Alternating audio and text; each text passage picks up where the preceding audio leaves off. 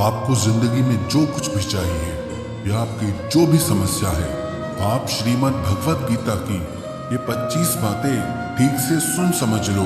आपकी हर इच्छा पूरी होगी, हर मुश्किल आसान होगी और आपका हर दुख दूर होगा।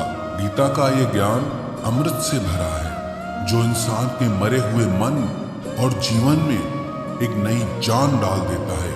मैं गारंटी के साथ ये बात कह सकता हूँ कि जो कोई भी इन 25 बातों को ध्यान से पूरा वीडियो के अंत तक सुनेगा, उसे अपनी हर समस्या का हल मिल जाएगा, उसे वो सब कुछ मिल जाएगा जो वो पाना चाहता है। श्रीमद् भगवत गीता का सबसे पहला उपदेश ये है कि जिंदगी में कभी भी खुद को किसी का मोहताज मत बनाना, क्योंकि जब तक आप किसी के मोहताज नहीं होते तब तक आपको कोई दुख नहीं पहुंचा सकता, कोई आपका फायदा नहीं उठा सकता। जिस इंसान के आप मोहताज हो जाओगे वो आपको एक्सप्लॉइट करना शुरू कर देता है। जिस दिन आपने अपने जीवन को किसी का मोहताज बना दिया, उसी दिन से आपको उसकी गुलामी करनी पड़ती है। औरों की तो छोड़ो, जो लोग अपने नौकरों के, काम वाली बाइयों के मोहताज हो जाते हैं तो उनका सब कुछ सहना शुरू कर देते हैं, क्योंकि उन्हें पता होता है कि आपका काम उनके बिना चल ही नहीं पाएगा और आप खुद से खुद का काम कर नहीं पाएंगे और दूसरा कोई आपको मिल नहीं रहा तो उनका आपको परेशान करना शुरू हो जाता है। लेकिन जब उन्हें यह समझ आता है कि आप अपना काम खुद कर सकते हैं, आपको दूसरे 1000 ऑप्शन मिल सकते हैं, तो वो चुपचाप अपना काम करेंगे। अब अगर आप कोई ऐसी नौकरी करते हैं जहां आपके बॉस के गलत होते हुए भी आप उसका टॉर्चर सहते रहते हैं, तो आपको पता होता है कि आप उसके मोहताज हैं और वो उसका पूरा फायदा लेता है।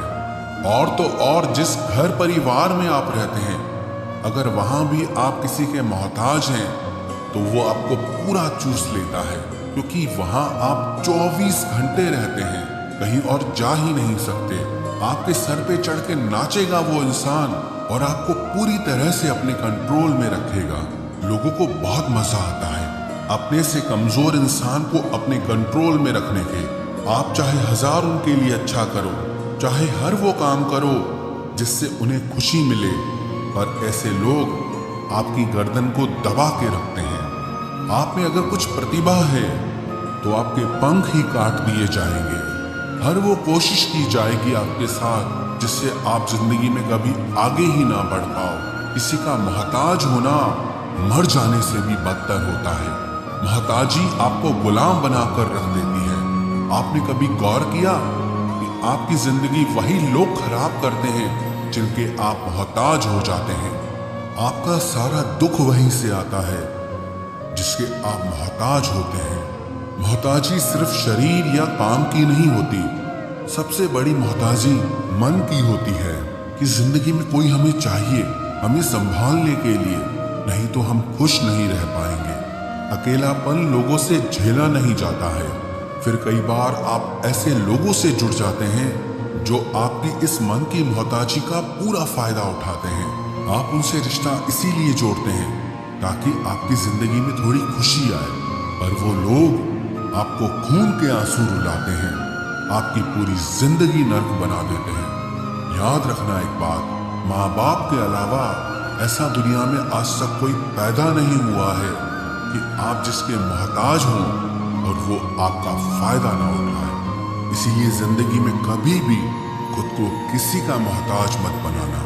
श्रीमद् भगवत गीता का दूसरा उपदेश ये है कि जब भी जिंदगी में खुद को अकेला महसूस करो, तब इस सच्चाई को ठीक से समझ लेना कि आप दुनिया में अकेले ही आए थे और अकेले ही जाओगे।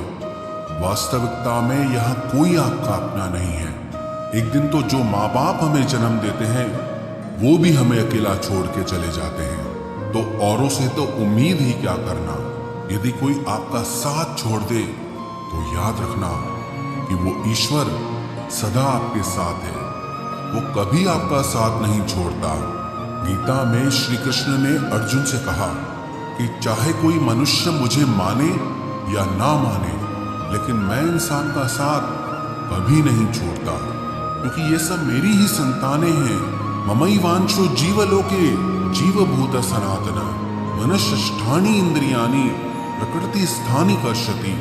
इंसान को ईश्वर का ही अंश कहा गया है, इसलिए मनुष्य को ईश्वर की संतान कहा जाता है। इसीलिए आपको अकेलेपन से कभी दुखी नहीं होना चाहिए, कभी डरना नहीं चाहिए, बल्कि किसी गलत इंसान के साथ रहने से डरना चाहिए। एक कहावत है कि something is better than nothing, कि कुछ नहीं होने से कुछ होना बेहतर है। लेकिन एक और कहावत है कि nothing is better than nonsense, कि नॉनसेंस लोगों के साथ रहने से अच्छा है आप अकेले ही रहो। इसीलिए गीता का ये उपदेश हर इंसान के लिए बहुत जरूरी है जो खुद को अकेला समझकर दुखी हो जाते हैं। इसीलिए अकेलेपन से डरना, दुखी होना छोड़ दो, क्योंकि यहाँ कोई किसी का नहीं होता। गीता का तीसरा उपदेश यह है कि जीवन में जब भी कोई मुश्किल आए तो हिम्मत मत हारो, बस थोड़ा धीरज रखो। जो लोग मुश्किल वक्त में खुद को थोड़ा संभाल कर धीरज रखते हैं वो हर मुश्किल को आसानी से पार कर जाते हैं। एक राजा अपने गुरुजी के पास गया और उसने गुरुजी से जाकर बोला कि ऐसे तो राज्य में हर प्रकार की खुशहाली है, पर वक्त का कोई भरोसा नहीं है। अगर कभी जिंदगी में कोई मुश्किल वक्त आए, कोई बुरा वक्त आए, तो उस वक्त के लिए मुझे कोई मंत्र दीजिए, कोई शिक्षा दीजिए, कोई उपदेश दीजिए कि उस बुरे वक्त से कैसे बाहर निकलना है।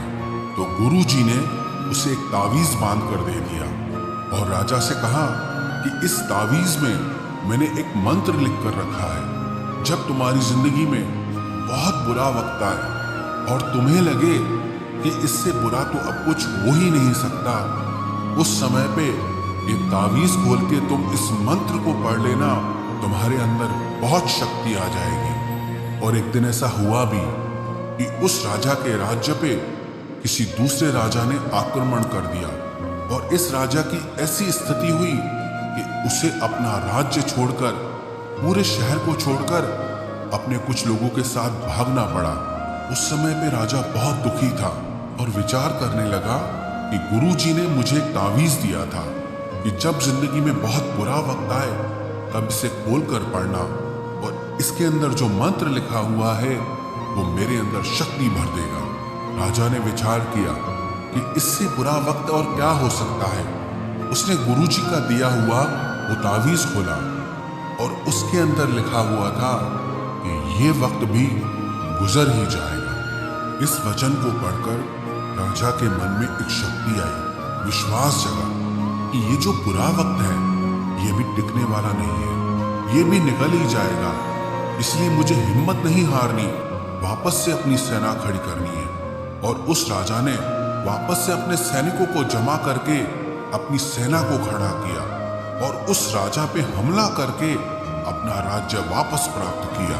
तो जिंदगी में स्थिति चाहे कितनी भी बुरी क्यों ना हो, वो हमेशा के लिए नहीं रहने वाली, वो भी एक दिन गुजर जाएगी। वक्त चाहे कैसा भी हो, एक दिन जरूर बदल जाएगा। हमारी जिंदगी में न जाने कितनी बार दुख आए, कितनी बार मुश्किल वक्त आया, लेकिन हम हर बार निकल जाते हैं। ऐसे ही आपकी जिंदगी में जब कोई मुश्किल वक्त आए, बुरा वक्त आए, तो मन में ये विश्वास रखना कि ये वक्त भी एक दिन गुजर ही जाएगा। इसलिए अपनी हिम्मत मत हारो। अगर आपके अंदर धीरज है तो आप बुरे से बुरे वक्त को भी जरूर पार कर जाओगे।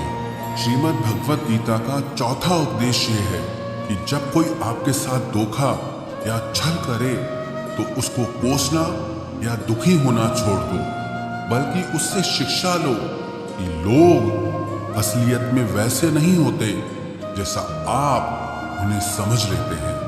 यहाँ पर ना लोग अपने मुंह पर मुखौटा लगा के घूमते हैं। यहाँ हर इंसान खुद को अच्छा दिखाने की कोशिश करता है, अच्छा बनने की कोशिश कोई नहीं करता। आप किसी के साथ थोड़ा गलत व्यवहार करके तो देखो, उसका असली रंग सामने आ जाएगा। या फिर जब आपकी जिंदगी में कुछ मुश्किल वक्त आएगा तो भी आपको उसका असली रंग देखने को मिल जाएगा।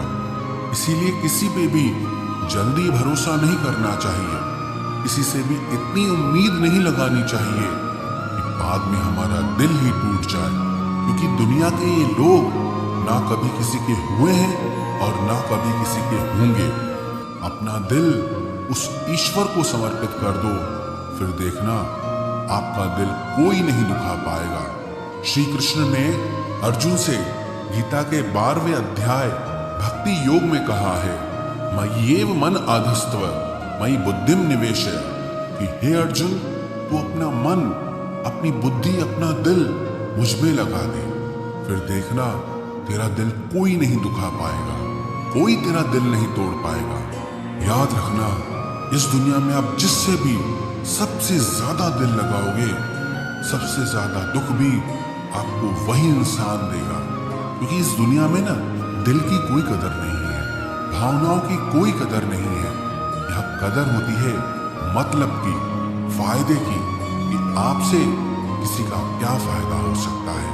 जब तक आपसे लोगों का मतलब है, तब तक सब लोग आपसे अच्छा चलते हैं। जैसे ही उनका मतलब खत्म हो जाता है, वैसे ही उनका बात करने का तरीका भी बदल जाता है। इसीलिए जब आप किसी से नया नया मिलते हैं तो उस पर यकीन मत करिए, वो सिर्फ एक मुखौटा है, आपको दिखाने के लिए, आपको फंसाने के लिए।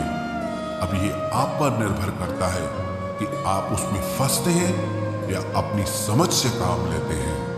गीता की 5वीं शिक्षा यह है कि आप अपने गुजरे हुए वक्त को भूल जाओ, क्योंकि अगर आप गुजरे हुए वक्त के दुख में जीते रहोगे, उसके पश्चाताप में जीते रहोगे, तो आज में आप कभी खुश नहीं रह पाओगे। समझदार लोग जो समय चला गया है उसका दुख कभी नहीं करते।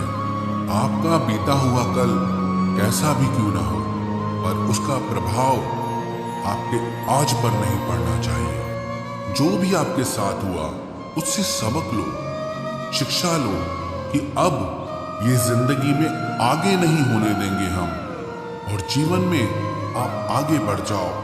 कई बार ना लोग रोते रहते हैं कि उस इंसान ने मेरे साथ इतना गलत किया, इसीलिए आज जिंदगी में मैं इतना दुखी हूं। लोग कोसते रहते हैं दूसरों को कि उसकी वजह से मेरी जिंदगी में दुख है, उसकी वजह से मेरी जिंदगी खराब हो गई है।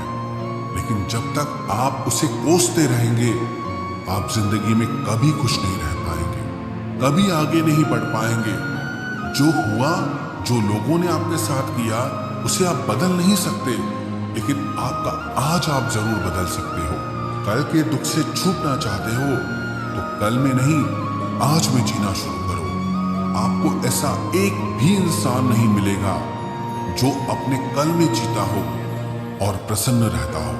आपको सिर्फ वही इंसान खुश रहेगा जो अपने आज में जीता है। कल में जीने वाला इंसान किसी न किसी पीड़ा से जुड़ा होता है, किसी न किसी दुख, किसी न किसी पश्चाताप से जुड़ा होता है। कल में जीना आपकी जिंदगी की सारी खुशियां छीन लेगा।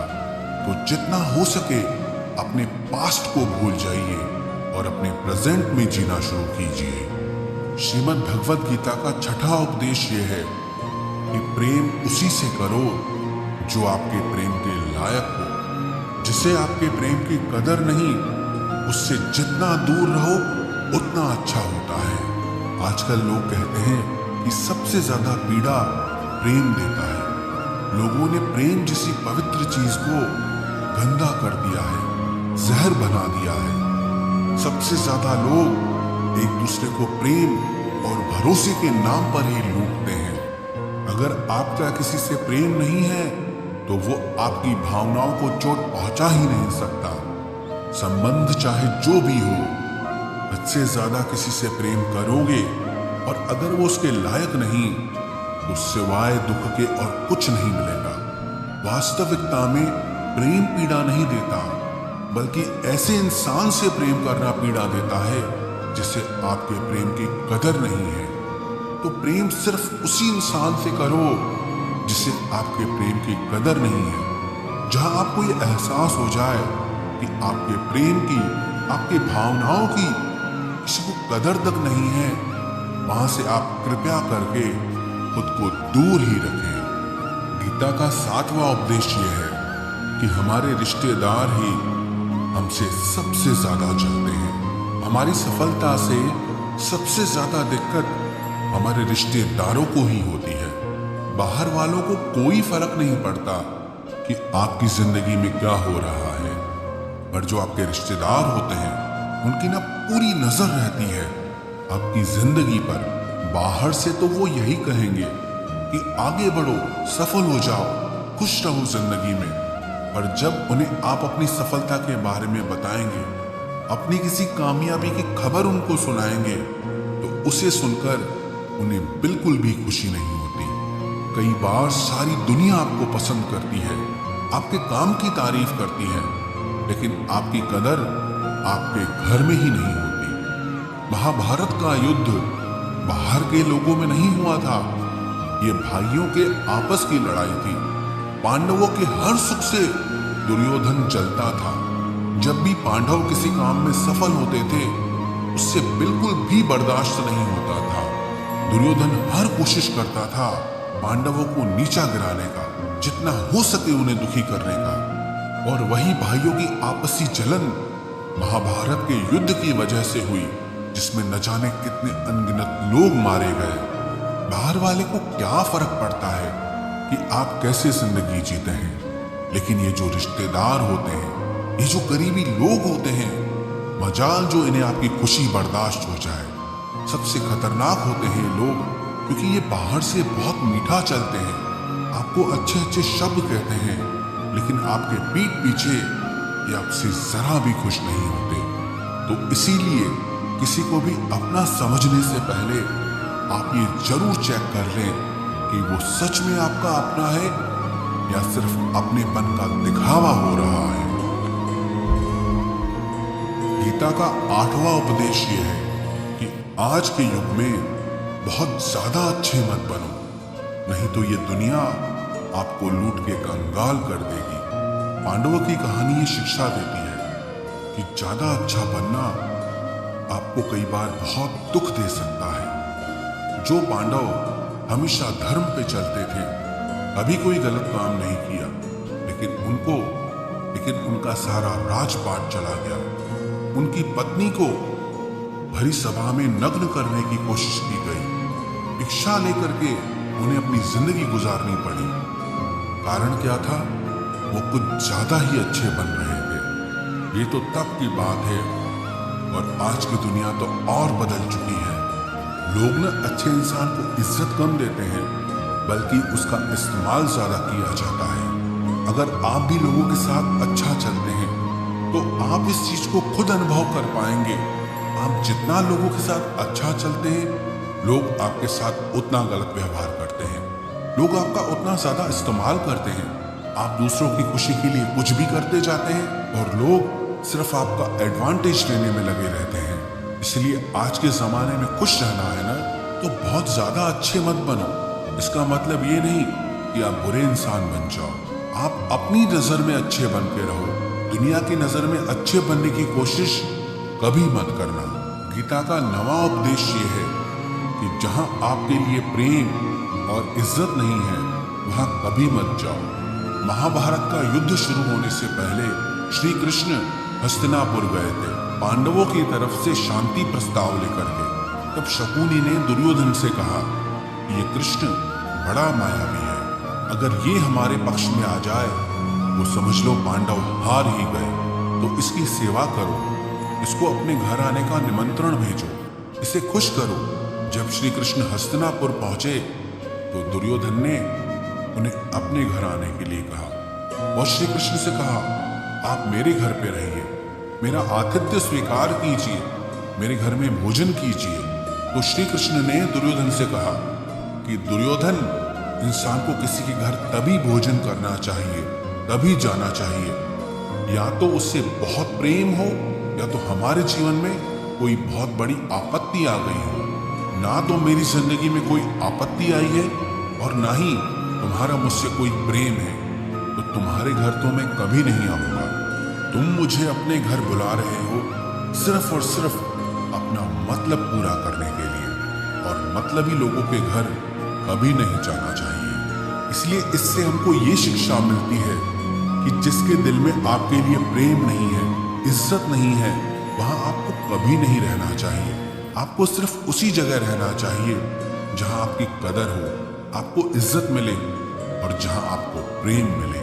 गीता का 10वां उपदेश ये है कि कभी भी अपने धन, अपने पद और बल का अभिमान नहीं करना चाहिए।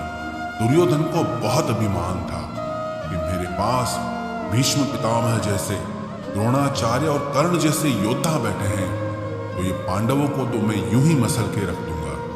अपने धन का अभिमान था, अपने पद और शक्ति का अभिमान था, लेकिन वो अभिमान ही एक दिन उसके सर्वनाश का कारण बना। जो लोग अपने पैसे के अहंकार में या शक्ति के अहंकार में दूसरों को नीचा दिखाते हैं, दूसरों को चोट पहुंचाते हैं, एक दिन उनकी वही गलती उनका सर्वनाश कर देती है। इसलिए जीवन में आप चाहे कितने भी सफल हो जाएं, कितने भी बड़े इंसान हो जाएं, लेकिन उसका अभिमान दूसरों को कभी मत दिखाना। गीता का 11वां उपदेश यह है कि जो दूसरों के साथ छल करता है उसका अंत बहुत बुरा होता है। दुर्योधन का मामा शकुनी और दुर्योधन ने पांडवों के साथ जीवन भर छल किया, पग पग पर उन्हें धोखा दिया, कभी ईमानदारी से उनके साथ नहीं चला और उसका परिणाम दुर्योधन को ये मिला कि उनके दल का हर एक बड़ा योद्धा छल के द्वारा ही मारा गया, क्योंकि दुर्योधन ने जैसा कर्म किया था उसको वैसा ही फल मिला। सारा जीवन भर उसने छल किया तो अंत में उसकी खुद की मृत्यु भी एक छल से ही हुई थी। इसीलिए कोई अगर खुद को बहुत ज्यादा चालाक समझता है कि दूसरे को धोखा दे दिया, दूसरे को बेवकूफ बना दिया, एक दिन कोई आएगा उसकी जिंदगी में भी जो उसको भी धोखा देगा, क्योंकि कर्मा सबके चेहरे याद रखता है। जो जैसा कर्म करता है उसको वैसा फल जरूर मिलता है। गीता का 12वां उपदेश ये है कि जो इंसान आपको बार बार चोट पहुंचाए उसे कभी माफ नहीं करना चाहिए। युधिष्ठिर ने दुर्योधन को बार बार माफ किया और उसका परिणाम ये हुआ कि उन्हें अपनी जिंदगी में बहुत बड़े दुखों का सामना करना पड़ा। वो इंसान अगर एक बार गलती करे तो माफ करना फिर भी ठीक है, लेकिन कोई अगर बार बार गलती करे उसे माफ करना आपको बहुत ज्यादा नुकसान पहुंचाएगा, क्योंकि वो गलती नहीं हो रही है उससे, वो उसकी आदत है, वो ऐसा ही है, वो हमेशा आपके साथ ऐसा करेगा। तो बहुत ज्यादा दयालु मत बनो। किसी को माफ करने में और बेवकूफ बनने में बहुत बड़ा अंतर होता है। किसी को अगर एक बार आप माफ भी कर रहे हो तो उस इंसान से आप जरूर सावधान रहना। कहते हैं आजमाए हुए को फिर आजमाना मिट्टी मुंह में डालने के बराबर होता है। जिससे धोखा खाया है, जिससे आपको तकलीफ मिली है, उस पे भरोसा गलती से भी मत करना। तो माफ उतना ही करो जितने में आप बेवकूफ ना लगो। गीता का 12वां उपदेश ये है कि अपनी खुशी और अपना दुख हर किसी के आगे जाहिर नहीं करना चाहिए, क्योंकि लोग आपकी खुशी पे नजर लगा देते हैं और आपके दुख में आपकी हंसी उड़ाने लगते हैं। आपकी खुशी से कोई खुश नहीं होता, लोगों को जलन होती है। हर आंसू आंख में लाया ना करो, हर जख्म सबको दिखाया ना करो। यहाँ लोग हाथ में नमक लिए फिरते हैं, इसलिए अपना हर दर्द सबको दिखाया ना करो। लोग तो बैठे ही हैं दुखी इंसान को और दुखी करने, और जो खुश है उसको तकलीफ पहुंचाने के लिए। रही मन निज मन की व्यथा, निज मन राखो लेह। अपने मन की हालत अपने तक ही रखो, सिर्फ उसे बताओ जिससे उसे समझने की समझ हो। गीता का 14वां उपदेश ये है, आप चाहे कितने भी अच्छे हो, लेकिन अगर बुरे लोगों के साथ रहोगे तो आपका भी वही हाल होगा जो बुरे लोगों का होता है। भीष्म पितामह एक ब्रह्मचारी थे, धर्मात्मा थे, लेकिन वो अधर्म के पक्ष में खड़े हो गए। द्रोणाचार्य भी एक ब्राह्मण थे, लेकिन वो अधर्म के पक्ष में खड़े हो गए। तो अंत में उनका वही हाल हुआ जो एक अधर्मी इंसान का होता है। उनको मृत्यु के समय भयानक पीड़ा का सामना करना पड़ा। इसलिए गलत संग में कभी नहीं रहना चाहिए, क्योंकि कई बार आपको उनके संग में रहने की वजह से उनके ही कर्मों की सजा मिलने लगती है। फिर आपको समझ नहीं आता कि मैंने तो कुछ किया भी नहीं, मैं तो खाली इनके साथ रहता हूं, मुझे दुख क्यों मिला। बुरे लोगों का संग आपकी जिंदगी में कभी खुशी नहीं लाएगा, इसलिए हमेशा अच्छे संग में रहना चाहिए। गीता का 15वां उपदेश यह है कि मूर्ख और दुष्ट लोगों को कभी ज्ञान नहीं देना चाहिए, इससे उनके अहंकार को चोट लगती है और वो आपके लिए मन में वैर भाव रख के बैठ जाते हैं और वक्त आने पर आपको ही नुकसान पहुंचाते हैं। गीता का 16वां उपदेश है कि किसी से भी हद से ज्यादा लगाव कभी मत रखना। दुर्योधन के पिता धृतराष्ट्र का राजगद्दी से बहुत ज्यादा लगाव था। राजगद्दी के आगे उन्हें कुछ भी दिखाई नहीं देता था और गद्दी के लिए उनका वो हद से ज्यादा लगाव और मोह पूरे राष्ट्र को ले डूबा, अनगिनत लोगों की मौत का कारण बन गया। आप भी जब ऐसे ही किसी के पीछे हद से ज्यादा पागल हो जाते हैं तो वो चीज आपको मिले या ना मिले, लेकिन आपकी जिंदगी जरूर खराब कर देती है। गीता का 17वां उपदेश यह है कि क्रोध मनुष्य का सर्वनाश कर देता है। क्रोधी इंसान का कोई मित्र ही नहीं होता, हर इंसान उससे दूर भागता है, उसके सारे रिश्ते समाप्त हो जाते हैं। जो इंसान अपने क्रोध को नहीं संभाल सकता वो जिंदगी में कुछ भी संभाल नहीं सकता। गीता का 18वां उपदेश है कि अपने मन को शांत रखना सीखो, क्योंकि अशांत मन जीवन में सिवाय दुख के और आपको कुछ नहीं देने वाला, और एक शांत मन आपको जीवन में प्रेम और आनंद ही देगा।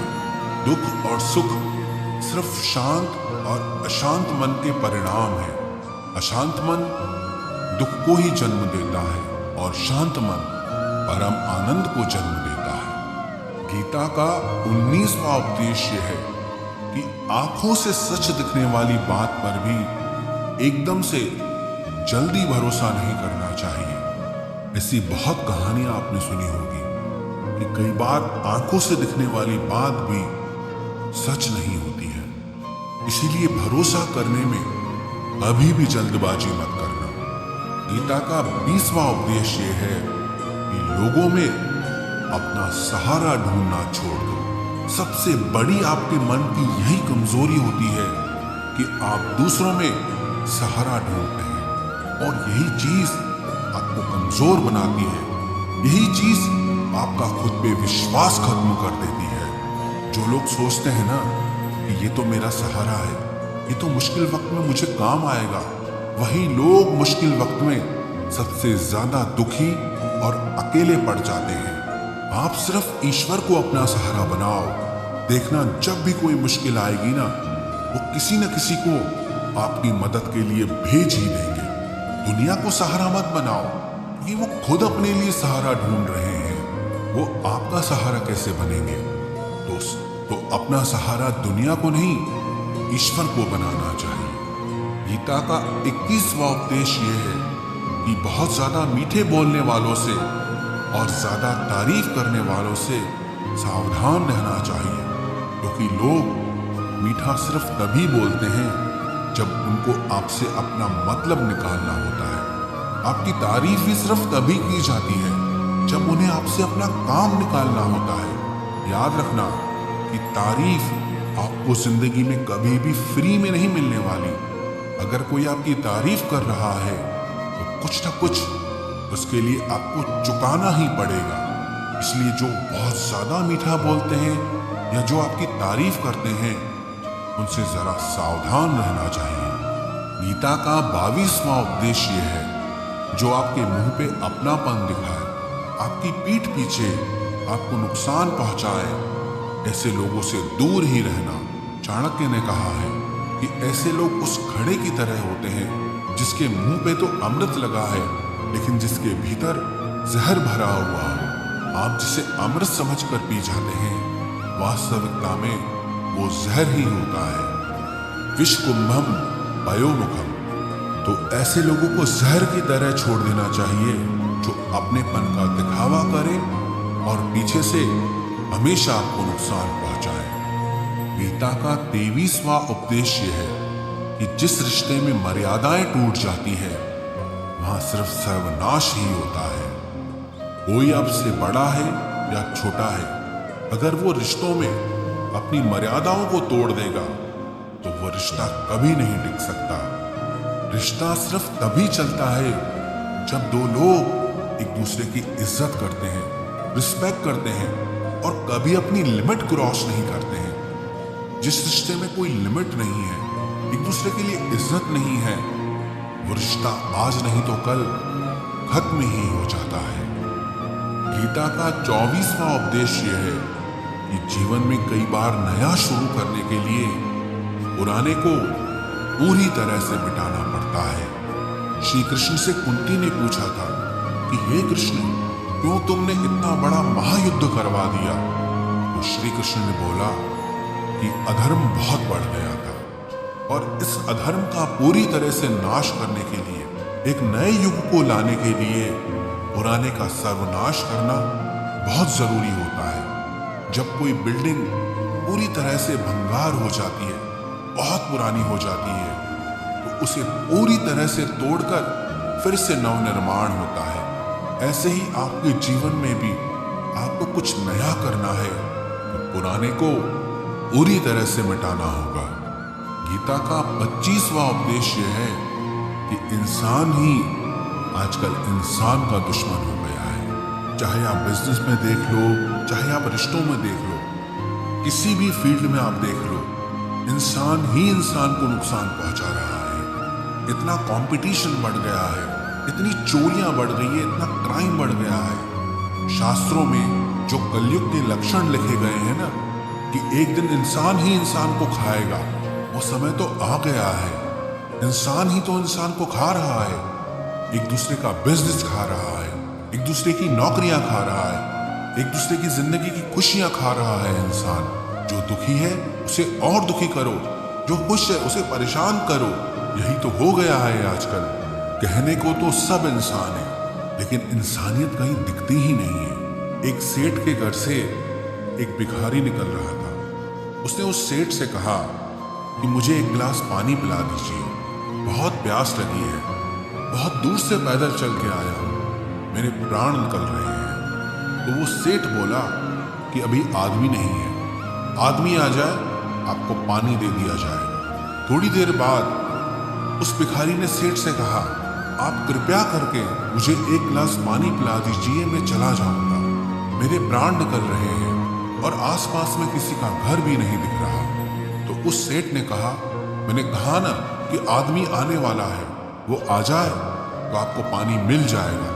फिर वो भिखारी उस सेठ से कहने लगा कि तुम खुद ही आदमी क्यों नहीं बन जाते, थोड़ी देर के लिए तुम ही आदमी बन जाओ। आजकल यही हो गया है, यहाँ कोई आदमी बनने को तैयार ही नहीं है। बस लोग एक दूसरे को नोचने में लगे हैं, एक दूसरे का फायदा उठाने में लगे हैं। इसलिए ही कलयुग को मतलबी युग कहा जाता है कि लोग सिर्फ और सिर्फ एक दूसरे से अपने मतलब से ही जुड़े हुए हैं। तो गीता की ये 25 बातें अगर आप ठीक से समझ लेंगे और इन्हें हमेशा याद रखेंगे तो विश्वास रखना, दुनिया में किसी की ताकत नहीं है जो आपके मन को और आपके दिल को चोट पहुंचा सके, आपको दुखी कर सके। ये 25 शिक्षाएं अगर आप हमेशा याद रखोगे तो जिंदगी में हमेशा